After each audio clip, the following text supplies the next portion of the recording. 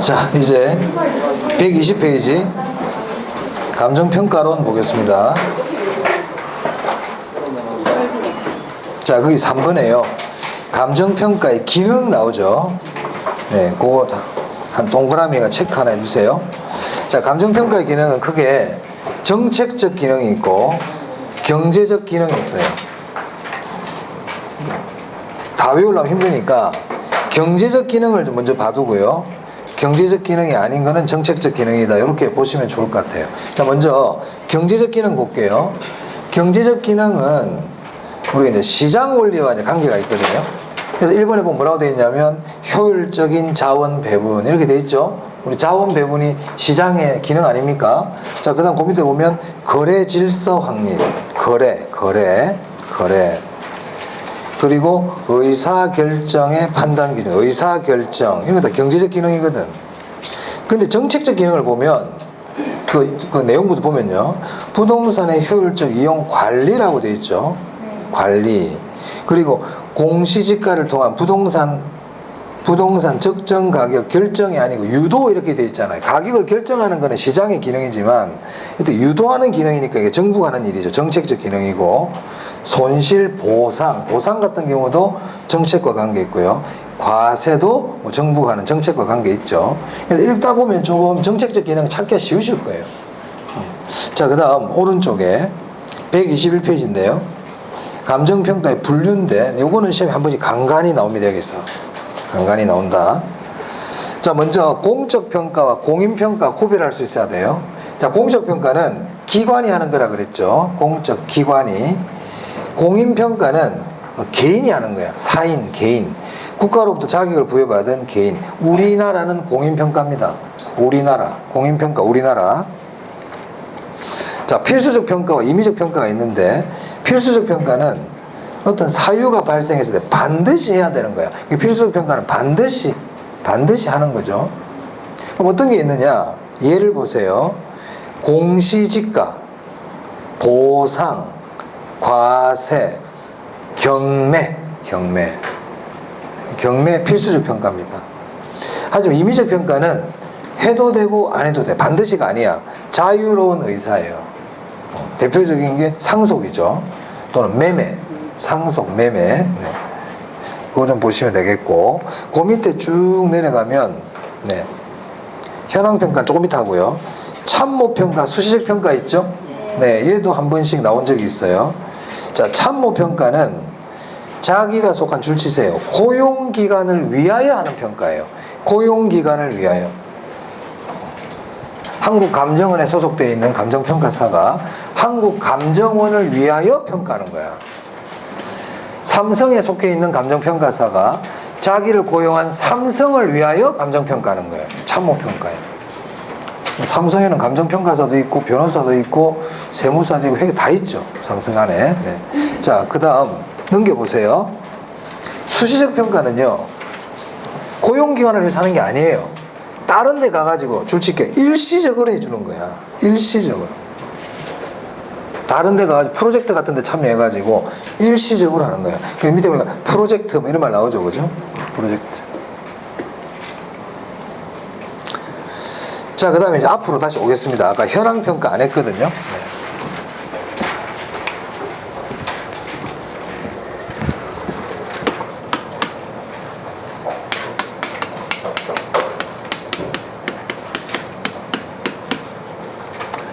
자, 이 감정평가는 감정평가에 관한 법률이 있고요.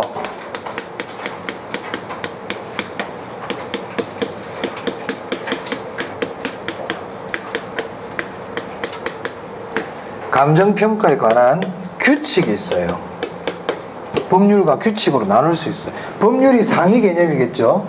그럼 이 감정평가에 관한 법률에서는 어떤 걸 하느냐면 부동산 가격 공시제도 있죠. 부동산 가격 공시제도 이거 했잖아. 처음 들어봐요. 표준지 공시지가, 개별 공시지가 그게 했잖아요. 그게 부동산 가격 공시제도란 말이야. 이 부동산 가격 공시제도는 법률에 나오는 내용이에요. 감정평가 규칙에 나오는 게 아니고 그럼 이제 우리가 지금 이제 공부하는 것들은 감정평가에 관한 규칙에 대한 걸 공부해요. 지금 우리가 감정평가 공부할 내용들 있죠? 감정평가의 규칙 내용이다. 그래서 우리는 감정평가의 규칙을 잘 알아야 된다, 이거. 잘 알아야 돼. 예전에 제가 자료 한번 내드린 적 있잖아요. 감정평가 규칙. 그 자료를 수시로 보라고 그랬어요, 제가. 수시로. 감정평가 규칙. 그럼 제가 앞으로 지금부터 감정평가에 관한 규칙 내용을 자주 얘기를 할 거예요. 그런 것들을 잘 알아놔야 돼요. 최근에는 감정평가에 관한 규칙 내용을 잘 물어봐요. 저걸 이제 실무 중심의 문제가 많이 나온단 말이에요. 실무 중심으로. 자, 그럼 먼저 현황평가라고 있어요. 우리 감정평가 규칙에는 현황 기준, 이렇게 이제 보통 표현하는데, 현황 기준 평가가 뭐냐? 현재 상황을 기준으로 평가해라. 이게 현황평가예요. 우리 교재는 지금 현황평가라고 돼 있죠. 현황평가가 현황기준평가예요.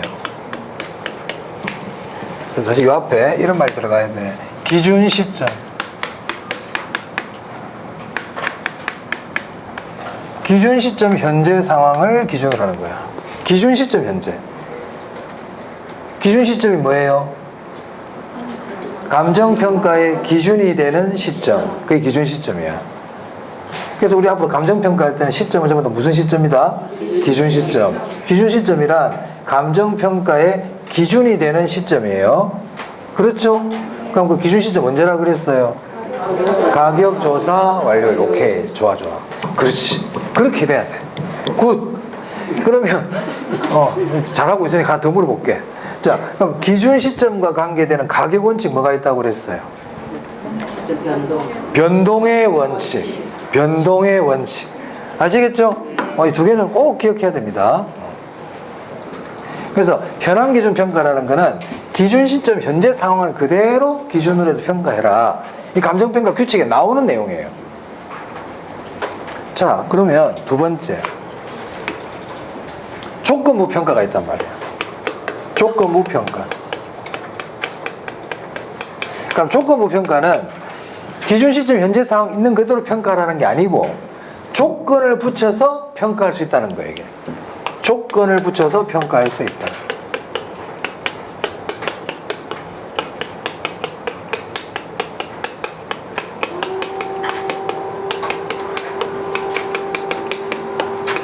그래서 현황 기준 평가가 원칙이고 얘가 예외적인 상황이에요. 예외. 그럼 어떨 때 우리 조건부 평가할 수 있나요? 조건을 붙여서 평가할 수 있는 경우가 있단 말이에요. 어떨 때? 의뢰인의 요청이 있을 때. 두 번째, 법률에 다른 규정이 있을 때. 사회 통념상 타당하다고 인정될 때. 그때는 조건을 붙여서 평가할 수 있어요. 그거까지는 뭐 참고로 아시면 돼요. 그래서 우리 이 두 내용은 감정평가 규칙에 나와요.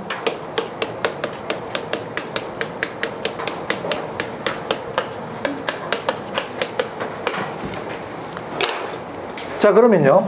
감정평가사가 감정평가를 갔는데 공법상 제한을 받고 있더란 말이야. 그럼 공법상 제한 받는 그대로 평가해라. 이 얘기죠. 자, 감정평가사가 토지를 평가하러 갔는데 토지 위에 건물이 있는 거예요. 그럼 건물이 있는 그대로 평가라는 거예요. 그게 현황 기준 평가예요. 무슨 말 알겠습니까? 그래서 현황 기준 평가의 대표적인 예가 뭐냐면 건부지 평가란 말이야. 건부지가 뭔데? 지상에 건축물이 있는 걸 건부지라 그러잖아요. 지상에 건축물이 있으면 있는 그대로 평가해라. 이게 현황 기준 평가예요. 그럼 이 말은 건부 감가를 고려하라는 뜻이죠. 오케이. 자, 그런데 그 건물이 불법 건물이야. 일시적인 건물이야. 그러면 이런 경우에는 건물이 있는 그대로 보고 한다, 없다고 보고 한다. 이거는 예외다. 이거는 예외다. 건물이 있으면 건물 있는 그대로 하는데 불법이나 일시적 건물은 제외한다. 아시겠죠? 제외합니다. 곧 없어지려니까. 그러면 조건부 평가는 이제 뭐냐면 토지 위에 건물이 있는데 건물이 없다고 보고 평가하는 게 조건부 평가죠. 조건을 붙인다는 얘기예요. 그럼 대표적인 게 뭐냐? 나지 상정평가예요. 대표적인 게. 건물이 있지만 건물이 없다고 보고 하는 거죠. 그럼 이때 이 조건이라는 거는 확실한 겁니까? 불확실한 겁니까? 불확실하죠.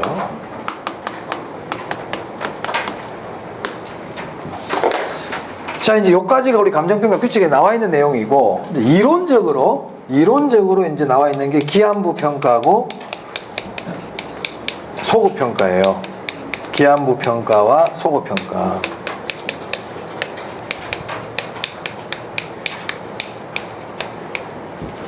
그럼 기한부 평가는 뭐냐? 기한부 평가는 기준 시점을 가격 조사 완료로 하는 게 아니고 미래 시점을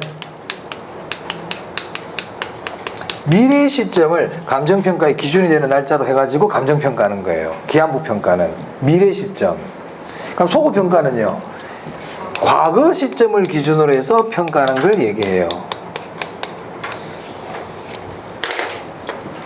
구별할 수 있겠습니까?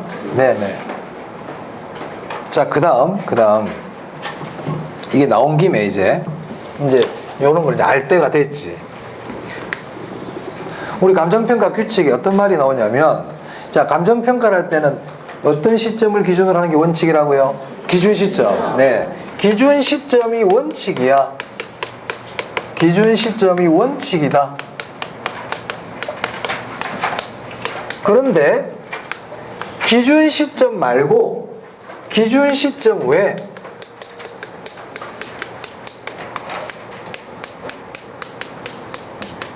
기준 시점 외의 시점으로 평가할 수가 있어요. 우리 감정평가에 이렇게 표현하고 있어요.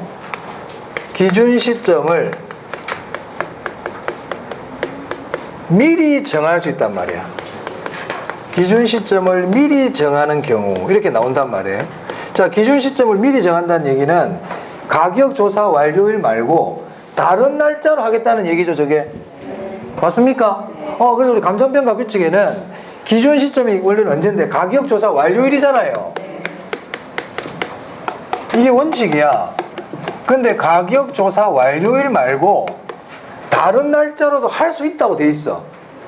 그럼 어떻게 하겠다는 얘기냐면 기한부 평가와 소급 평가도 할 수 있다는 얘기거든요. 무슨 말 알겠어요? 그럼 무한정 그걸 인정해 주는 게 아니고 기준 시점을 미리 정하려고 그러면 그 시점에 가격 조사가 가능한 경우에만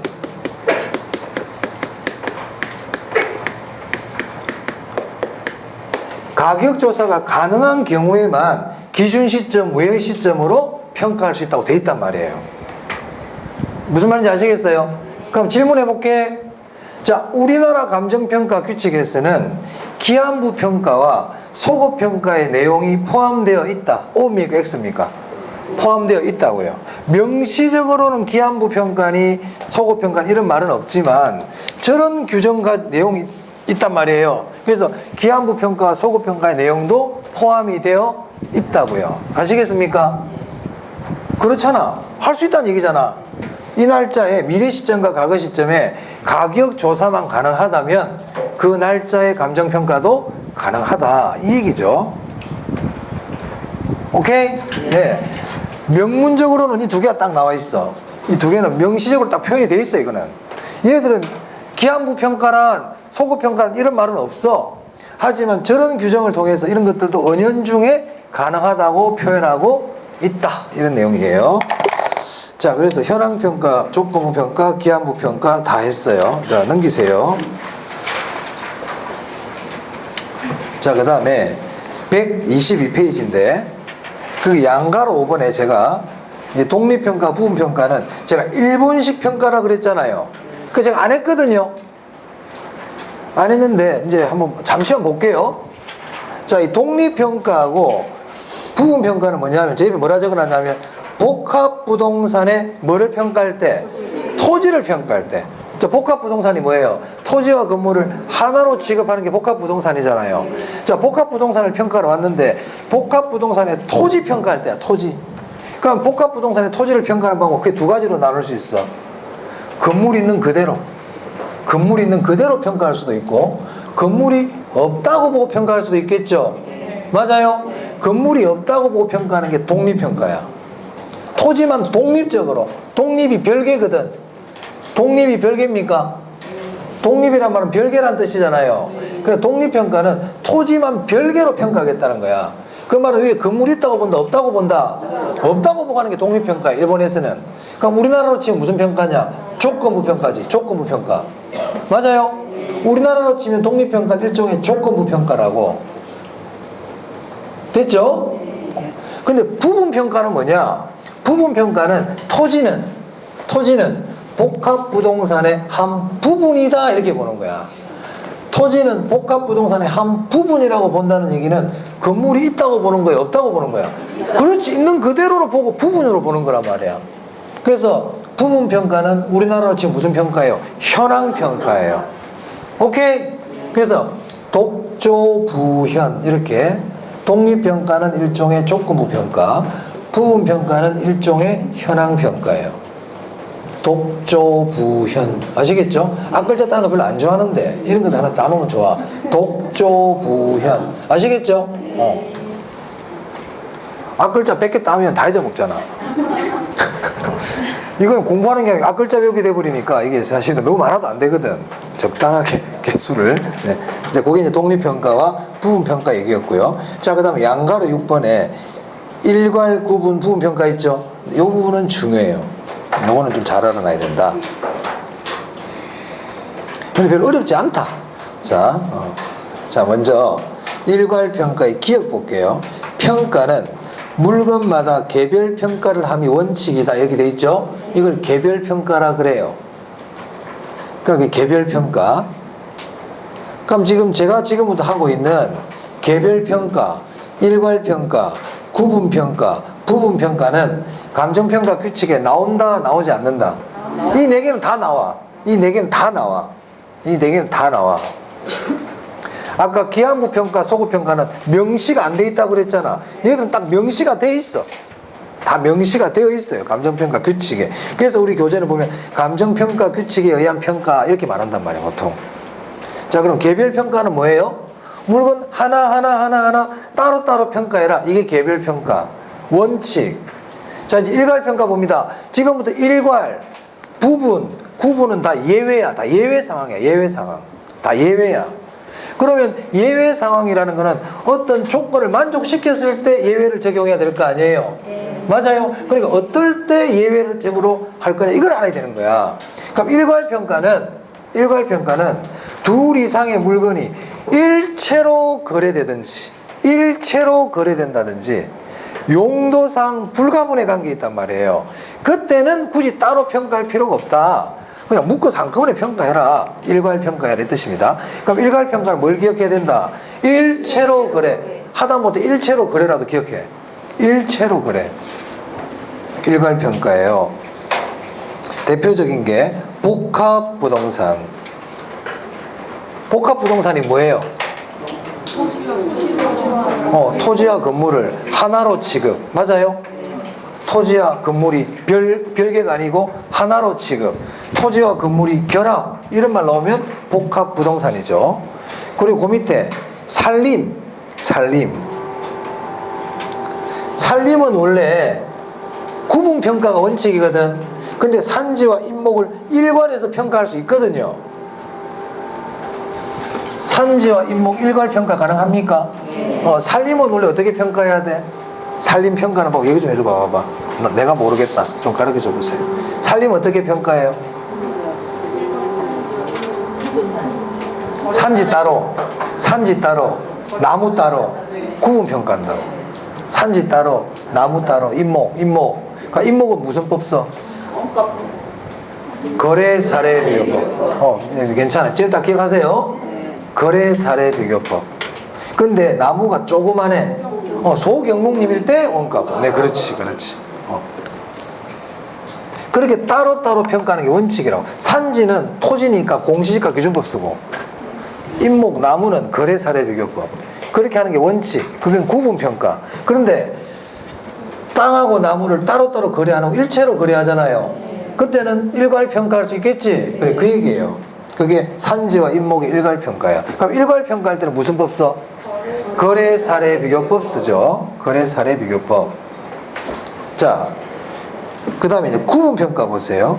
구분평가는 한 개의 물건인데 가치를 달리하는 부분, 이게 중요하단 말입니다.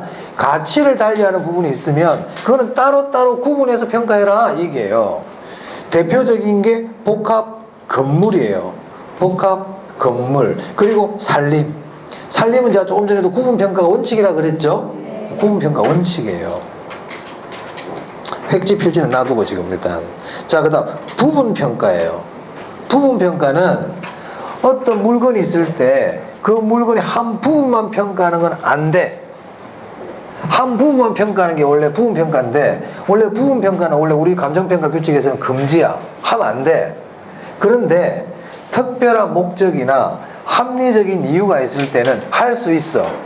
그게 대표적인 이유가 뭐냐 하면 보상이야, 보상. 그래서 디귿 별표하세요. 도시계획시설에 저촉된 부분에 보상, 이런 말 나오잖아요. 그러면 부분평가할 수 있어요.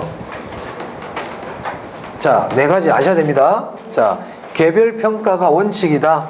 하나하나 따로따로 해라.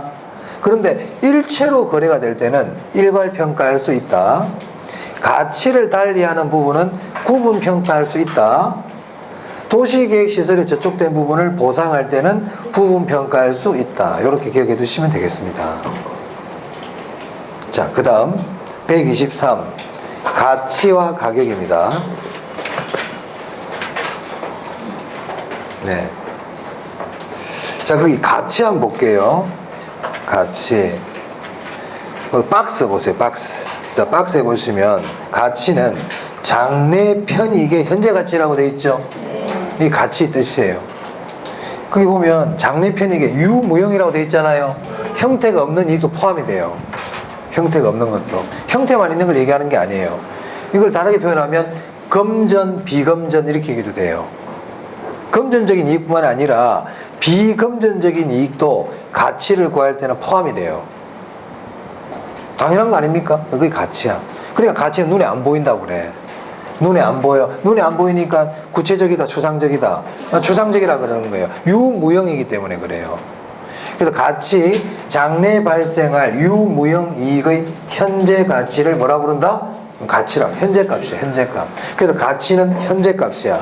가치는 현재 값이야. 눈에 안 보여. 눈에 안 보여. 추상적이야. 눈에 보이지 않는 거기 때문에 사람마다 평가가 다를 수 있어. 주관적이야. 주관적이야. 그 말은 일정 시점에 무수히 많아. 주관적이니까 사람마다 다 달라. 연결이 쫙 돼야 돼. 무슨 말 알겠어요? 가치, 장래 발생할 유무형 이익의 현재 가치다. 현재 값이다. 현재 값이다. 눈에 안 보인다. 무형도 포함한다. 추상적이다. 사람마다 다를 수 있다. 주관적이야. 사람마다 다르니까 무수히 많아. 됐죠? 자, 근데 가격은 교환의 대가야. 교환의 대가이기 때문에 과거에 내가 교환의 대가로 지불한 값이에요. 지불한 값이야. 그래서 과거 값이야. 그래서 가격은 교환의 대가, 지불한 값 이렇게 되는 거예요. 과거 값이에요. 그 내가 지불을 했으니까 구체적이지. 구체적이죠. 객관적이죠. 하나지. 그 시점이 딱 한 개야. 얼마입니까? 100원인데요. 한 개지. 얼마입니까? 모르겠는데요. 이러면 안 되잖아요. 무수히 많아요. 그러면 안 되니까. 가격은 한 개. 그래서 우리 감정평가사는 가치 전문가고, 우리 공인중개사는 가격 전문가예요. 공인중개사는. 그래서 또 물건의 가치를 물어볼 때는 감정평가사한테 물어봐야 되는 거고, 이 물건이 지금 얼마에 거래가 되고 있습니까? 가격을 물어볼 때는 공인중개사 찾아가야 되는 거예요. 그래서 TV에서 강남구, 성동구 아파트 가격을 조사하러 가보겠습니다. 중개사 사무실로 가죠. 그렇잖아요. 네. 그렇단 말이야. 가격 전문가야. 자, 그 다음에 그 밑에 1, 2, 3번이 있는데요. 이거 딱 묶어가지고 별표하세요. 위에 박스도 시험에 잘 나옵니다. 박스 시험에 나오는데 우리가 잘 안 틀려요. 그 위에 박스에서요. 꼭 한 개 제일 중요한 거 하나 정해주세요. 그러면 가치는 현재값, 가격은 과거값이야. 이건 절대 잊어먹으면 안 돼. 가치는 무슨 값? 현재값. 가격은? 이건 절대 잊어먹으면 안 된다. 이건 굉장히 중요한 거고. 그 밑에 1, 2, 3번은 시험에 나오기도 하지만 여러분이 잘 틀려. 특히 1번 잘 틀려. 1번 잘 틀려. 동그라미 1번. 거기 뭐라고 되어 있냐면 가격의 기초는 가치라고 되어 있죠. 맞아요? 자, 이거는 무슨 말이냐면 이 의미야. 자, 가치가 올라가면 가격이 올라가는 겁니까? 가격이 올라가면 가치가 올라가는 겁니까? 그렇죠. 가치가 높아져야 가격이 올라가는 거예요. 그렇죠? 그러니까 가격의 기초에는 뭐가 있다? 가치가 있다는 거야. 그게 그 뜻이에요. 그래서 이 말을 바꾸면 찾아낼 줄 알아야 돼. 만약에 가치의 기초가 가격이다 그러면 안 돼. 가격이 오르면 가치가 오른다 이렇게 해도 안 돼. 가치 올리기 얼마나 쉽노 그러면. 가격만 높여버리면 되네. 그렇잖아요. 가치 그 말이 맞다 그러면 높은 가치를 만들려면 가격만 높게 붙여버리면 가치가 높아진다는 얘기니까 안 맞잖아. 그렇죠? 가치가 올라가야 결국은 가격이 올라가는 거단 말이야. 자, 그래서 우리가 장기로 가면 그래서 그 밑에 이제 보세요. 3번에 그래서 단기에는 가치와 가격이 다를 수 있어요. 왜냐면요, 가격은 수요와 공급에 의해서 결정이 되거든. 근데 가치는 장래 이익의 현재값이기 때문에 단기에는 가치와 가격이 다를 수 있어요.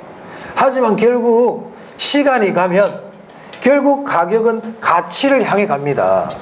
가치를 향해 갑니다. 가치가 가격을 향해 가는 게 아니고 가격이 뭐를 향해 간다? 그래 가치를 향해 간단 말이에요. 그래서 단기에는 가치와 가격이 괴리될 수 있으나 장기적으로는 가치와 가격이 일치한다고요. 아시겠죠? 이걸 조금 더 이렇게 표현하면 가격이 가치를 향해 수렴한다 이렇게 얘기하는 거야. 가격이 가치를 향해 수렴한다. 수렴. 그걸로 모인다는 뜻이에요. 가치가 가격을 향해 수렴하는 게 아니고 가격이 가치를 향해 수렴하는 거예요. 그래서 우리가 보면 주식할 때 가치 투자 이런 말 하는 게 뭐냐면 가치가 높은 주식을 딱 발굴했는데 그 가치 높은 주식이 지금 가격이 저평가되어 있단 말이야. 내가 보기에는 이 가치가 한 100만 원짜리 주식인데 지금 시장에서는 70만 원에 거래가 되고 있어. 고평가된 거예요? 저평가된 거예요? 저평가돼 있지. 그럼 이걸 내가 사면 지금 가치와 가격이 괴리되어 있는 거거든. 근데 내가 이 70만 원짜리 주식을 사가지고 갖고 있으면 결국 이 70만 원이라는 가격이 결국 가치를 향해 갈 거다. 가치를 향해 수렴할 거다. 오렌 버핏 아시겠죠? 그런 거란 말이에요. 가치 투자란 말이에요. 어찌됐든 가격은 가치를 향해 수렴한다. 그래서 장기로 가면 가치와 가격은 일치하게 된다. 일치한다는 것은 균형이란 뜻이에요. 그래서 늘 항상 장기는 일치 균형이에요. 장기는 다 일치 균형입니다. 자, 2번도 볼게요. 화폐 가치가 하락하면 가격은 어떻게 된다? 상승해요. 그래서 물가와 화폐 가치는 반비례해요. 물가가 올라가면 화폐 가치는 떨어져요. 물가가 올라가면 화폐 가치는 떨어져요. 이건 투자론에서도 했어요. 투자론에서도. 그래서 물가가 올라가면 화폐 가치가 떨어진다. 인플레이션, 그죠? 그 인플레이션이 발생하면 화폐 가치가 떨어지니까 화폐 가지고 있으면 돼, 안 돼? 네. 부동산 사라고 그랬잖아. 실물에 투자라 그랬잖아. 이걸 뭐라 불러? 인플레이션 했지. 그렇지. 그렇게 부른단 말이야, 이거를. 투자론에서는. 그래서 그거 잘 알아두시기 바랍니다. 잘 알아두시기 바라고. 자, 그 다음에 123페이지. 부동산 가격의 특징이에요. 우리 부동산은 일반 동산, 다른 재화에 비해서 어떤 특징을 갖고 있느냐? 자, 2번, 동그라미 2번에 부동산 가격은 교환의 대가인 가격과 용익의 대가인 임대료로 이루어져 있다. 맞습니까? 가격과 임료로 이루어져 있다는 거예요. 가격과 임료로. 부동산은. 동산은 가격과 임료로 안 이루어져 있어. 종이컵. 이 동산이죠. 이거 가격 있지. 종이컵 임대료 있어요? 없잖아. 종이컵 임대료 없어. 책상 임대료 없잖아요. 요즘은 조금씩 렌탈 시대가 오고 있지만 요즘은 이제 동사는 기본적으로 임대료라는 게 없어요. 하지만 부동산은 가격과 임대료로 이루어져 있더라. 왜? 영속성 때문에. 영속성 때문에. 가격과 임대료로 이루어져 있단 말이에요. 영속성 때문에. 맞습니까? 그럼 가격은 교환의 대가라는 건 내가 처분할 때 얻는 게 가격이죠. 맞아요? 임료는요, 사용의 대가로 주는 거잖아요. 그러니까 우리 부동산은 소득이득과 자본이득을 얻을 수가 있지. 영속성. 임대차 시장이 발달하지. 영속성. 가격과 임료로 나눈다. 다 같은 맥락이 있는 내용들 아닙니까? 자, 그 다음 넘기세요. 자, 양가로 이번에 부동산 가격은 소유권 기타 권리 이익의 가격이다. 이 말은 무슨 말이냐? 부동산은 물리적 가격이 아니라는 거예요. 이번에 보세요. 부동산 가격은 물리적 가격이 아니다. 네, 제가 전에 예를 제가 말씀드리지 않습니까? 전자마트에 가가지고 세탁기를 샀다. 100만 원 주고. 그랬더니 집에 오면 세탁기가 집에 와 있다. 그죠? 그래서 내가 준 100만 원은 세탁기라는 물건 값을 준 거야. 근데 내가 삼산에 가가지고 5층짜리 건물을 오늘 샀어. 20억 주고. 집에 왔더니 안 와 있어. 안 와 있잖아 지금. 내가 돈 주고 계약하고 왔는데. 그럼 너 20억 왜 줬대? 물건 값이 아니고 그 부동산의 소유권과 같은 권리, 그리고 그 부동산에서 내가 얻을 수 있는 이익에 대한 대가로 줬다는 뜻이에요. 오케이? 네. 그럼 그건 왜 그래? 부동성이잖아. 부동성. 모두잖아 걔가 나한테. 그래서 소유권 기타 권리 이익의 가격은 부동성과 관계 있단 말이에요. 그럼 보세요. 우리 부동산에는 하나의 부동산이지만 두 개 이상의 권리가 존재할 수 있습니까? 두 개 이상의 권리가 존재할 수 있잖아요. 그럼 부동산 가격은 권리에 대한 가격이라면서, 그러면 두 개 이상의 권리가 있다는 얘기는 가격도 두 개 이상 존재할 수 있겠네. 하나의 부동산에. 그렇잖아. 각각의 권리마다 가격을 부여할 수가 있죠. 맞습니까? 그렇단 말이야. 그게 그 밑에 내용이잖아. 두 개 이상의 권리이익이 동일 부동산에 존재할 수 있어. 그럼 각각의 권리이익에 대해서도 가격이 형성돼. 그 내용이고요. 부동산 가격은 장기적인 관점에서 형성된단 말이에요. 장기적인 관점. 맞습니까? 지금 갔더니 보잘것없는 땅처럼 보이는데 평당 500 하고 있는 거야. 이거 뭐래요? 그랬더니 장기적으로 봐야죠. 이렇게 얘기하고 있더라 이 말이야. 장기적인 관점에서 형성된다. 영속성. 부동산 가격은 개별적으로도 형성된단 말이에요. 왜? 다 다르기 때문에. 똑같은 아파트라도 가격이 다 다를 수 있더란 말이야. 개별성. 다음에 5번에요. 부동산 가격의 이중성은 뭐냐? 자, 우리가 수요와 공급에 의해서 가격이 결정되죠? 네. 가격이 결정되잖아. 그럼 이렇게 결정된 가격은 다시 수요와 공급에 영향을 줘요, 안 줘요? 주지. 이걸 가격의 이중성이라 그래. 가격의 이중성. 수요와 공급에 의해서 가격이 결정되면 이렇게 결정된 가격은 다시 수요 공급에 영향을 준다. 가격의 이중성. 6번 하방 경직성. 한번 올라간 거는 안 떨어진다. 잘 안 떨어진다. 서울에 지금 아파트 값이 많이 올라가 있다. 잘 안 떨어진다 이제는. 상방 신축성. 올라갈 땐 진짜 잘 올라갔다 지금. 뭐 어떤 사람 4년 만에 20매덕 벌었다며. 상방 신축성. 그 아파트 진짜 쓰러지기 직전의 아파트거든 사실은. 거기 왜 반포 주공 아파트 이런 거 있잖아요.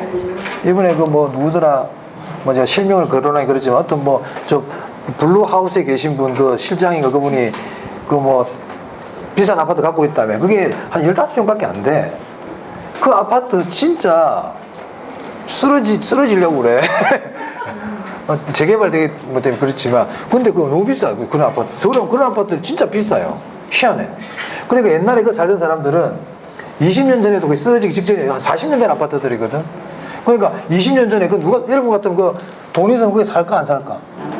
내가 이제 돈을 많이 벌었단 말이야. 야, 좀 좋은 집으로 이사 가자. 그거 팔고 딴 데 간 거야. 근데 거기 계속 살았던 사람들은 지금 몇십억 돼 있고 뺑뺑뺑뺑 돌 좋은 이사 막 땡기고 했더니 그 사람 그대로야 지금. 돌고 돌아 제자리. 근데 계속 있던 사람은 몇십억 벌어버린 거야. 참 이게 인생사 알 수가 없죠. 오를 때는 잘 올라가는데 한번 올라간 거는 잘 안 떨어진다. 아시겠죠? 상방신축, 하방경직. 네. 자, 그 다음 가치의 다원적 개념인데요. 자, 가치는 제가 아까 일정 시점에 무수히 많다고 그랬잖아요. 그래서 가치는 종류가 많아요. 일정 시점에 가치의 종류는 많아. 그걸 가치 다원론이라 그래. 가치는 다양하다. 다원적. 자, 보시면 시장가치, 교환가치, 투자가치, 가치들이 많죠. 이거 말고도 많아요. 제가 일부러 다 빼버렸어요. 장부가치도 있고 보험가치도 있고 많아. 그런데 그거 다 할 필요 없고요. 여기 있는 것만 좀 볼게요. 자, 먼저 시장가치예요. 시장가치는 조금 이따 할 건데 시장에서 형성된 가치야. 시장에서 형성된, 일단 지금 그렇게 알아두세요. 그럼 객관적이에요. 객관적. 자, 그 밑에 교환가치 있죠. 이 교환가치는 시장가치와 관련되어 있다. 자, 줄을 쳐놨잖아요. 시장가치와 교환가치는 관련이 비슷해. 우리 교환은 어디에서 이루어져? 시장에서. 교환가치와 시장가치는 비슷해. 객관적 가치예요. 그리고 투자가치와 사용가치는 둘 다 주관적 가치예요. 그래서 시장가치, 교환가치, 객관적. 투자가치, 사용가치는 뭐라고요? 주관적이에요. 자, 공익가치 한번 볼게요. 자, 우리가 토지가 있잖아요. 토지가 있는데 우리가 이 토지는 최유효하게 이용을 해야 돼. 이게 가장 판단의 기준이 되는 거예요. 최유효 이용. 왜? 부족하니까. 그럼 이 토지를 최유효하게 이용한다는 거는 개발이 최유효 이용일 수도 있고 보전이 최유효 이용일 수도 있잖아. 그렇잖아요. 그러면 이 토지라는 자원을 보존을 하는 게 오히려 최유효하게 이용하는 거더라. 그때의 가치를 뭐라 부르느냐? 공익가치라 불러요. 공익가치 또는 공공가치. 그러면 이 공익가치, 공공가치는 개발을 의미하는 겁니까? 보존을 얘기하는 겁니까? 그렇지, 보존이야. 경제적입니까? 비경제적인 겁니까? 비경제적이죠? 그럼 아까 앞에 했던 거 현장 자원과 관계 있을까요? 상품 자원과 관계 있을까요? 그렇지, 현장 자원을 얘기하는 거야. 현장 자원. 됐죠? 그렇게 연결을 할 수 있어요. 어떤 부동산이 최고 최선의 이용이 경제적 이용이 있는 것이 아니라 개발과 같은 곳에 있는 것이 아니라 보존과 같은 공공 목적의 비경제적 이익이 있을 때, 그게 최고 최선의 이용일 때 그때의 가치를 뭐라고 부른다? 네, 공익가치, 공공가치라고 부릅니다. 됐어요? 네네네. 자, 그럼 오른쪽 볼게요. 시장가치인데 우리 감정평가 규칙에서는 시장가치로 평가라고 돼 있어요. 감정평가 규칙에 뭐라고 돼 있다고요? 시장가치. 그럼 시장가치는 아까 제가 말씀드리겠지만 시장에서 이루어지는 가치라 그랬잖아요. 맞아요? 그럼 이런 질문이 나오죠. 어떤 시장인데? 어떤 시장? 아무 시장이나 다 돼? 아니라는 거예요. 어떤 시장이냐? 통상적인 시장인 거야. 무슨 시장? 통상적인 시장. 한정된 시장 안 돼. 통상적인 시장. 그럼 통상적인 시장에서 거래가 됐다고 해보자.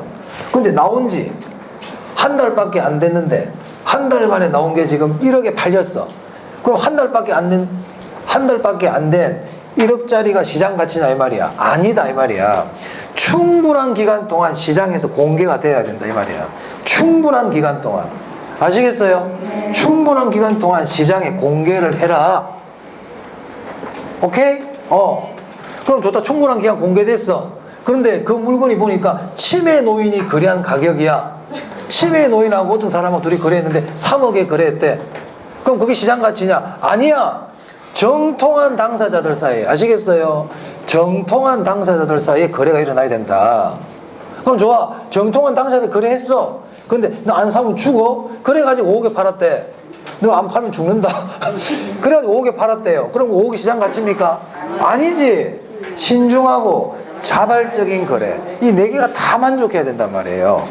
통상적인 시장에서 충분한 기간 동안 공개가 되고 그 물건의 정통한 당사자들끼리 신중하고 자발적인 거래가 이루어졌을 때 성립될 가능성이 가장 높다고 인정되는 가액을 뭐라 부른다? 그렇지, 시장 가치라 불러요. 그럼 만약에 시장 가치란 시장에서 거래된 최고의 가격을 말한다. 맞아요, 틀려요? 틀렸다. 그거 아니라니까, 시장 가치는. 네 가지 조건 다 만족해야 됩니다. 그 네 가지 조건을 다 만족할 때 성립될 가능성이 가장 높다고 인정되는 가액을 얘기해요. 그럼 감정평가사는 이 시장 가치에 의해서 평가해라, 이 말입니다. 이게 원칙이라고. 그런데 그 밑에 별표, 두 번째 별표 보세요. 감정평가업자는 시장 가치를 기준으로 평가하는 게 원칙이지만 다음 각 항목의 어느 하나에 해당할 때는 시장 가치 외의 가치를 기준으로도 결정할 수 있다 돼 있죠. 이게 예외예요. 시장 가치 외의 가치로 평가할 수 있어요. 그럼 어떨 때냐? 의뢰인의 요청이 있을 때, 법률에 다른 규정이 있을 때, 사회 통념상 뭐 타당하다고 인정될 때. 아까 이거 뭐도 해당되더라? 조건부 평가. 아까 조건을 붙여서 평가할 수 있다고 그랬잖아요. 똑같아요. 요 경우하고 똑같아요. 그래서 제가 안 적었어요. 여기 나올 거기 때문에. 요 경우는 조건부 평가도 가능하다, 아시겠죠? 조건부 평가 예외상과 똑같아요. 자, 그럼 보세요. 참고로, 그럼 감정평가사 의뢰인의 요청이 있어가지고 시장가치 외의 가치로 평가를 할 수 있다는 얘기잖아. 근데 감정평가사가 보니까 이 사람이 의뢰인의 요청이 너무 이상해. 시장가치 외로 평가하면은 우리 공인회계사 같은 경우에 회사의 회계감사라는 게 공인회계사잖아요. 그럼 공인회계사들이 회계감사를 하고 나면 회계감사 보고서를 작성하거든요. 그 감사 보고서를 작성할 때 적정 의견, 괜찮다는 뜻이에요. 한정 의견, 약간의 문제가 있다는 뜻이에요. 의견 거절, 제시하지 못하게, 한마디로 개판이라는 뜻이야. 그건 의견 거절은. 이 세 가지를 가지고 의견을 제시하거든요, 공인회계사들이. 그런데 만약에 회사가 엉망인데 적정 의견을 따라줬어. 그럼 그걸 믿고 주주들이 그 회사 주식을 샀으면 큰 낭패를 보죠. 맞아요? 네. 그럼 공인회계사 처벌받아 안 받아? 받지. 당연히 받습니다. 그러면 감정평가사도 보세요.